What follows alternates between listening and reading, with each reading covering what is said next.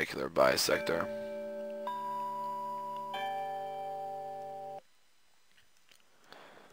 Alright, so now with this example, plotting point A and point B. So given A and B, so given that A is 1, 7, there it is, and B is negative 3, 2, find a formula that expresses the fact that an arbitrary point xy, so some point xy, is on the perpendicular bisector. So basically we're going to try to find a formula that can prove that as long as it's on this, in this formula, it will be on the perpendicular bisector.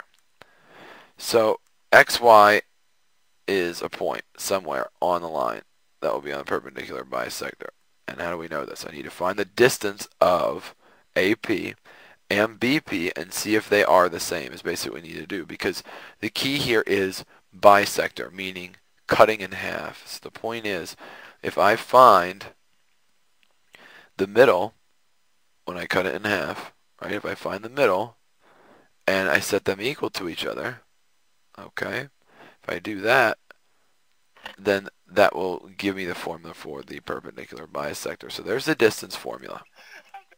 Okay, so I don't know what these are. I don't know what that, I know what A is, I don't know what P is. So basically this is why they said we're setting up a formula, because now we have the square root of, I don't know the x2, but I do know x1. I don't know y2, but I do know y1. Then BP we also need to find. So there's x1, y1, x2, y2. So once again, I don't know x2, but I know x1. I don't know y2, but I know y1. Minus a negative is like saying a plus. So what we're saying is I can set these two items equal to each other. And because they both have a square root, the roots on both sides are basically gone. They don't really matter. And this is what I'm left with. So what I'm going to try to do here is I'm going to FOIL everything. Whole bunches and bunches of foiling. So remember, a little squared means you have two items. Two of those, two of those, two of those. So foiling all of this, I get x squared minus x plus 1. I FOIL all this. I get y squared minus 7y plus 49 equals x squared 3x positive 9, and then last thing to FOIL, y squared minus 2y plus 4.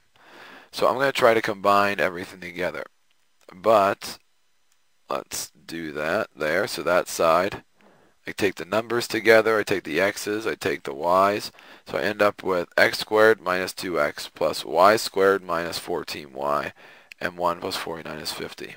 On this side, that gives me a 6x, that gives me negative 4y, and that gives me a 13. So x squared plus 6x plus y squared minus 14y plus 13. I have an x squared on each side, so if I subtract them, they're both going to cancel out.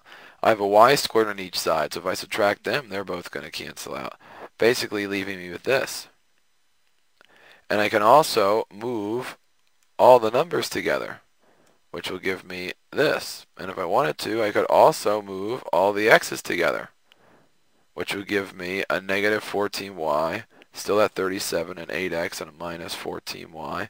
And last but not least, I can move all the y's together. I'm not a crook. So here is a little equation that can help me figure out that if I put anything in for x or y that makes this equation true, it will be a point that makes a perpendicular bisector. The point is there's infinitely many solutions because there's infinitely many points on a line.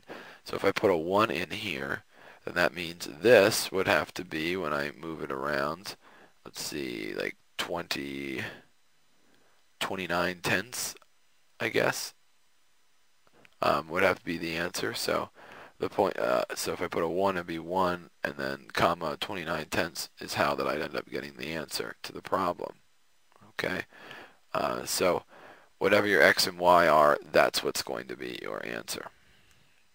No deal.